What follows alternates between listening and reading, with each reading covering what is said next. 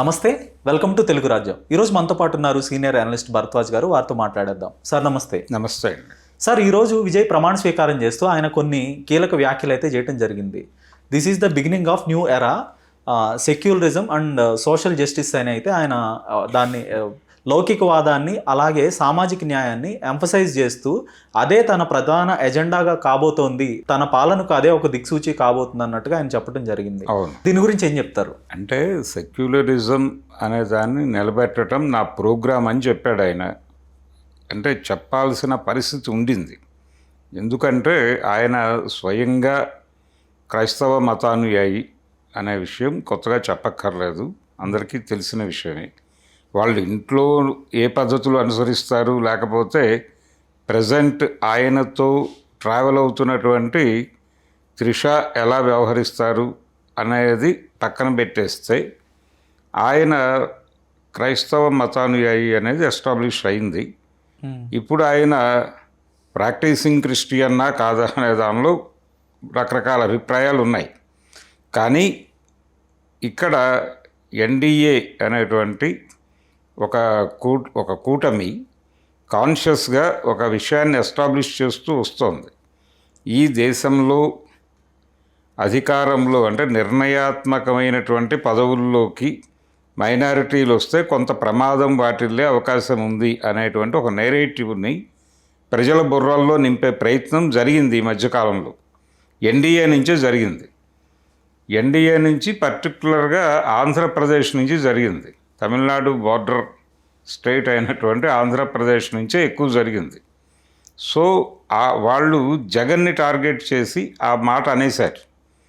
ఆ మాట అన్నారు ఓపెన్గానే. ముఖ్యమంత్రి గారు చంద్రబాబు నాయుడు గారు ఓపెన్గానే అనేశాడు ఆ మాట.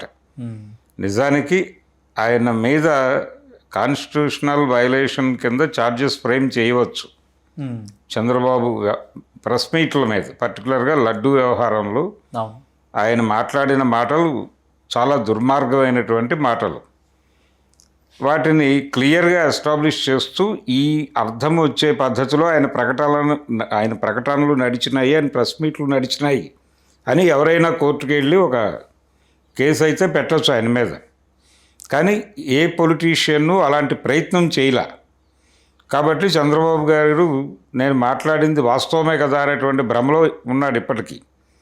అయితే ఇలాంటి ప్రమాదం ఇప్పుడు తమిళనాడుకు వాటిల్లింది అనేటువంటి అభిప్రాయం ఏవైనా ఉందా వీళ్ళకి అనేది ఒకటి చూడాలి. అందుకని ఇలాంటి ఇండికేషన్స్ అమిత్ షా లాంటి వాడు కూడా గతంలో వ్యక్తం చేశాడు. అందుకని భారతీయ జనతా పార్టీతో ట్రావెల్ అవటం, వాళ్ళ పట్ల వినయం ప్రదర్శించడం వేరు అని గత్యంతరం లేని పరిస్థితుల్లో వాళ్ళతో వెళ్ళి వాళ్ళకు అనుకూలంగా బయట ఆపరేషన్లు చేసినటువంటి మైనారిటీ పార్టీలు కూడా ఉన్నాయి, ఎంఐఎం లాంటివి. కానీ అవన్నీ ఇష్యూ బేస్డ్గా నడిచిన వ్యవహారమే. అంటే ఈ రోజుకి వాళ్ళు సొంత గొంతుతో తమ బాధల్ని, తమ గాథల మీద, తమ సమస్యల మీద రోడ్డు మీదకి వచ్చి దెబ్బలాడే పరిస్థితి లేదు అనేదానికి ఉదాహరణ. రాజీ పడక తప్పని పరిస్థితి కల్పిస్తున్నాడు ఆయన. కల్పించడం ద్వారా సరెండర్ చేసుకుంటున్నాడు భిన్నమైన సమూహాలని. ఆ సరెండర్ ప్రోగ్రాంలో భాగంగా వాళ్ళతో ట్రావెల్ అవుతున్నటువంటి వేరే మతాల తాలూకా పార్టీలు ఉన్నాయి తప్ప ఆర్గానిక్గా వాళ్ళతో కలిసి ప్రయాణం చేస్తున్నటువంటి వాళ్ళు ఎవరూ లేరు. మైనారిటీలు కావచ్చు, ఎవరైనా కావచ్చు. సో ఎన్డీఏతో ట్రావెల్ అవ్వటం అనేది ప్రమాదకరమని విజయ్ గారు ఒక ఇండికేషన్ ఇచ్చాడు.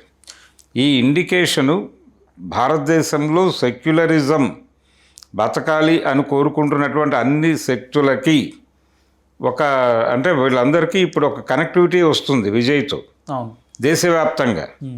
ఆ కనెక్టివిటీ తెచ్చుకోవటం పైగా ఇప్పుడు నీడ్ ఆఫ్ ది అవర్. అది నీడ్ ఆఫ్ ది అవర్ అని ఎందుకంటున్నాడంటే ప్రతి చోట దీన్ని రెచ్చగొడుతున్నారు. ఇప్పుడు ఆకివీడులో ఆయన రఘురామకృష్ణరాజు గారు అదే కదా రెచ్చగొడుతోంది, మతోన్మాదాన్ని రెచ్చగొడుతున్నాడు ఆయన గంటకోసారి తన వీడియోల ద్వారా. ఇలా ప్రతి చోట ఈ పొల్యూషన్ నడుస్తోంది.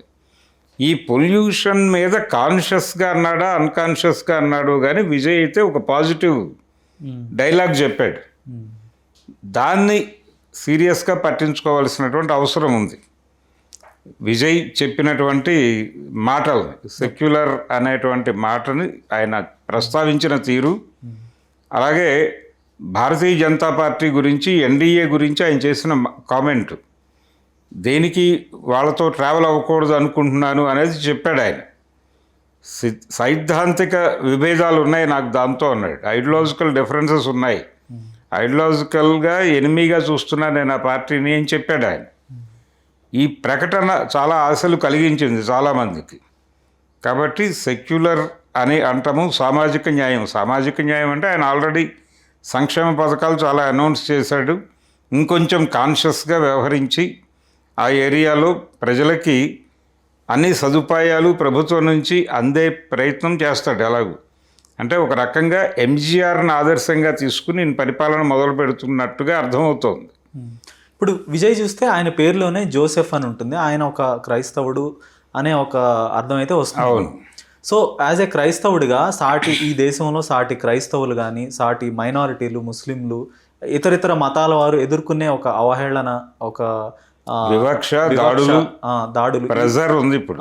వీటన్నిటినీ కూడా ఆయన అర్థం చేసుకొని, సో దీని అంతటికీ ఒక సెక్యులరిజానికి సంబంధించి మళ్ళీ ఒక వాయిస్ రైజ్ చేయాలి అనేమన్నా భావించి ఉండొచ్చు అంటారా? లేదా క్రైస్తవుడిగా లేదా ఆలోచన ఉంది అతనికి, ఆలోచన ఉంది. ఒక రకంగా అతన్ని సఫకేట్ చేశారు ఈ 2 సంవత్సరాల ప్రయాణంలో. 24 నుంచి 26 వరకు ఆయన ప్రయాణంలో ఈ దాడి కూడా జరిగింది కదా. అవును, విజయ్ ప్రాక్టీసింగ్ క్రిస్టియన్నా కాదా అనేది చర్చ జరిగింది కదా. అతని కులం మీద ఎందుకు చర్చ జరిగింది? 80 లక్షల మంది డే 1 ఎందుకు గూగుల్లోకి వెళ్ళి అడిగారు అతని కులం ఏమిటి అని? అంటే అతను ప్రాక్టీసింగ్ క్రిస్టియన్నా కాదా అనేది తెలుసుకోవాలనే తపనతో ఆ వెతుకులాట జరిగింది.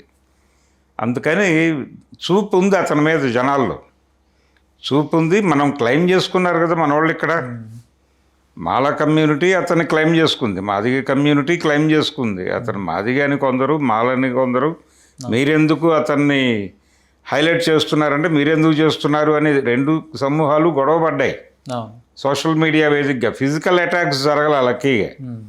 ఫిజికల్ అటాక్స్ జరిగితే నెక్స్ట్ లెవెల్లో ఉండేది. ఆయన ఎవరు ఏమిటి, వెల్ఎల్ఆర్ క్యాస్ట్కి చెందినవాడు అని ఉన్నప్పటికీ ఎందుకైనా మంచిది మన తాలూకా వ్యవహారమేమో అని ఇద్దరు క్లెయిమ్ చేసేసుకున్నారు.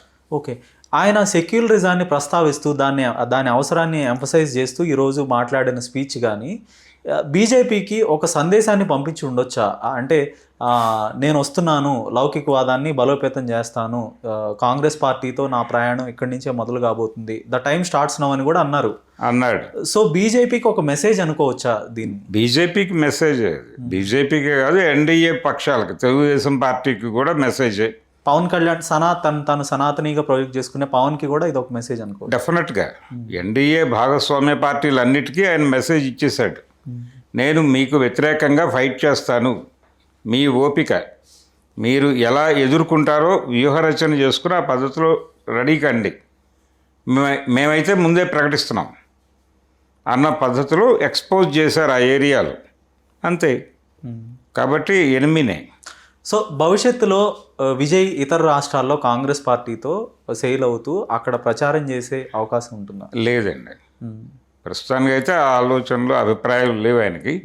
ఇక్కడ విజయ్తో వాళ్ళు ఏదో కొంత ఒక పాజిటివ్ లుక్తో ఉన్నారు కాబట్టి టోటల్గా ఆ కూటమి పట్ల అనుకూలంగా ఉంటారనుకోవడానికి లేదు.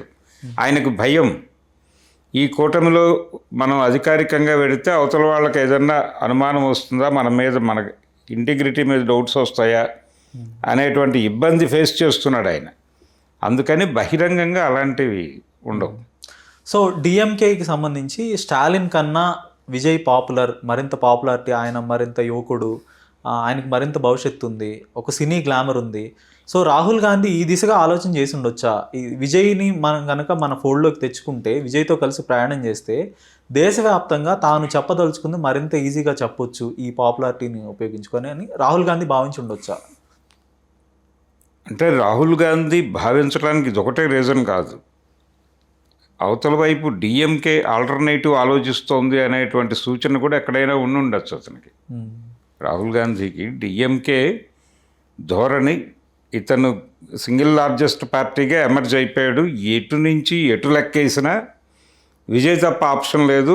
కేవలం గవర్నర్ని వాళ్ళు వెనకాలండి ఏదో ఆపరేట్ చేస్తూ గొడవ క్రియేట్ చేస్తున్నారు తప్ప ఆపటానికి సంబంధించిన ఈ ప్రోగ్రామ్ ఏమీ లేదు. ఎందుకంటే మైనారిటీ ప్రభుత్వాలను ఏర్పాటు చేయటం తప్పని ఎవడూ అంటలేదు. ఆయన బల నిరూపణ చేసుకుంటే తప్ప కుదరదు అనేది అనవసరంగా గొడవ చేశాడు. కానీ అసలు అది అనవసరమైన వ్యవహారం. సింగిల్ లార్జెస్ట్ పార్టీ ఇప్పుడు అవతల గెలిచిన 2 పార్టీల కన్నా డబుల్ డిజిట్తో ఉన్నాడు ఇతను. ఏ విధంగా చూసినా వాళ్ళిద్దరికి ఏడీఎంకేకుని అలాగే డిఎంకేకి 2 పార్టీలకి డబుల్ డిజిట్లో ఉన్నాడు. కాబట్టి ఆయన పిలిస్తే ఏం కొంపలు మొడగవు. ఎందుకు మైనారిటీ గవర్నమెంట్లను గతంలో ఎందుకు ప్రమాణ స్వీకారాలు చేయించారు? భారతీయ జనతా పార్టీకి చెందిన వాజ్పేయి 13 రోజులే ప్రభుత్వాన్ని నడిపాడు. ఒకసారి ఎందుకు నడిపాడు? 13 రోజులే ఎందుకు నడిపాడు? ఆయన్ని అలౌ చేశారు. ఈ గవర్నర్ గారి లాగా అడ్డం కొట్టి నువ్వు అందరినీ చూపిస్తే తప్ప లోపలికి వెళ్ళనివ్వను, నువ్వు టికెట్ చూపించకపోతే నీకు హాల్లో ప్రవేశం లేదు, ఇలాంటి గొడవకి దిగల ఆ రోజున. నేను ప్రూవ్ చేసుకుంటాను అన్నాడు ఆయన. మీరు ప్రధానిగా ప్రమాణ స్వీకారం చేసుకోండి అన్నాడు. చేసుకున్నాడు ఈయన. ఫ్లోర్లో ఈయన బల నిరూపణ చేసుకోలేకపోయాడు. 13 రోజుల్లో గవర్నమెంట్ పడిపోయింది. ఇది ప్రపంచం అందరికీ తెలుసు. నరసింహారావు గారి కథ అందరికీ తెలుసు. సో మైనారిటీ ప్రభుత్వాలు, దేవగౌడది కూడా మైనారిటీ ప్రభుత్వమే. 96. అవును, దేవగౌడది మైనారిటీ ప్రభుత్వమే. అంతకుముందున్న చంద్రశేఖర్ది మైనారిటీ ప్రభుత్వమే. పైగా కాంగ్రెస్ పార్టీ ఎలా మద్దతు ఉపసంహరించుకుందంటే చంద్రశేఖర్ ప్రభుత్వానికి విచిత్రంగా రాజీవ్ గాంధీ గారి ఇంటి మీదుగా ఏదో విమానమో హెలికాప్టర్ వెళ్ళింది. అది ఆయన పర్సనల్ భద్రతకి ఇబ్బంది. మన ప్రభుత్వం అధికారంలో ఉండి నా భద్రత పట్ల ఇంత నిర్లక్ష్యమా అని చెప్పి మద్దతు ఉపసంహరించాడు ఆయన. ఒక ట్రివియల్ రీజన్తో చేయటం జరిగింది అంతే. ఓకే, పడగొట్టాలనుకున్నారు, కొట్టేశారు. చరణ్ సింగ్ పరిస్థితి, చరణ్ సింగ్ ఇందిరాగాంధీ అలాగే కొట్టింది కదా 78లో కదా సార్. అవును, జరిగింది. తర్వాత చరణ్ సింగ్ గారు వచ్చినట్టున్నారు. చరణ్ సింగ్ కొట్టింది. మొరార్జీ దేశాయ్ నుంచి చరణ్ సింగ్ గారు. చరణ్ సింగ్నే కొట్టింది ఆవిడ. తర్వాత ఇమీడియట్గా ఎన్నికలు వచ్చినాయి. ఆ తర్వాత జరిగిన ఎలక్షన్ 80 ఎలక్షన్స్లో ఆవిడ గెయిన్ అయింది. ఆవిడ గెయిన్ అయింది, వాళ్ళ కథ ముగిసింది. అక్కడికి జనతా పార్టీ అనే కథ ముగిసింది. సేమ్ అదే స్థాయిలో జనతా పార్టీ కథ కూడా ముగిసినట్టుంది. జనతా పార్టీ, జనతా దళ్, జనతానే. అప్పుడు జనతా దళాలు ఇవి లేవు అప్పుడు. 89లో సార్. 89 గొడవ వేరు. నేను చెప్తోంది అప్పుడు. అంటే కాంగ్రెస్ పార్టీ ఎమర్జ్ అవుతున్నటువంటి దశ, ఇందిరాగాంధీ గారు ఎమర్జ్ అవుతున్నటువంటి దశ. ఆ తర్వాత జరిగినటువంటి పరిణామ క్రమంలో కూడా చాలా సందర్భాల్లో విశ్వనాథ్ ప్రతాప్ సింగ్ గారిది కూడా మైనారిటీ ప్రభుత్వమే. అన్ని మైనారిటీ ప్రభుత్వాలకు ఎందుకు అంటే ఈయనకున్న జ్ఞానం వాళ్ళెవరికీ లేదా? ఈ గవర్నర్ గారికి, రాజేంద్ర గారికి ఉన్న జ్ఞానం వాళ్ళెవరికీ లేక కాదు కదా. మీకు ఆప్షన్ లేనప్పుడు సింగిల్ లార్జెస్ట్ పార్టీని తప్పనిసరిగా ఆహ్వానించి తీరాలి అని సర్కారియా కమిషన్ దీనిలో కూడా ఉంది. సర్కారియా కమిషన్ అంటే కేంద్ర రాష్ట్ర సంబంధాల మీద రివ్యూ చేసినటువంటి కమిటీ. అది ఏదో రకంగా ప్రభుత్వాన్ని అయితే ఏర్పాటు చేయాలి తప్ప అనిశ్చితి కోసం కదా ఆయన చేసింది. డ్రాగ్ చేశాడు కదా. ఎందుకు డ్రాగ్ చేశాడు అంటే దానికి 100 రీజన్స్ చెప్తున్నారు. ఆయనకు తెలియదేమో అని.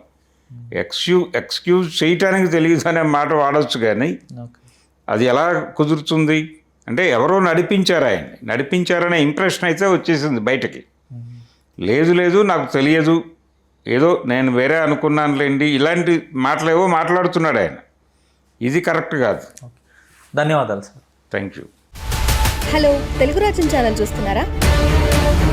సామాజిక, రాజకీయ, జీవన చిత్రణే తెలుగు రాజ్యం. అతిశయోక్తులు, అసత్యాలు ఉండవు. రాజకీయ కోణం కాదు, ప్రజా కోణమే కొలబద్ద. తెలుగు రాజ్యం వీక్షణ మీ ఉత్తమ అభిరుచికి నిదర్శనం.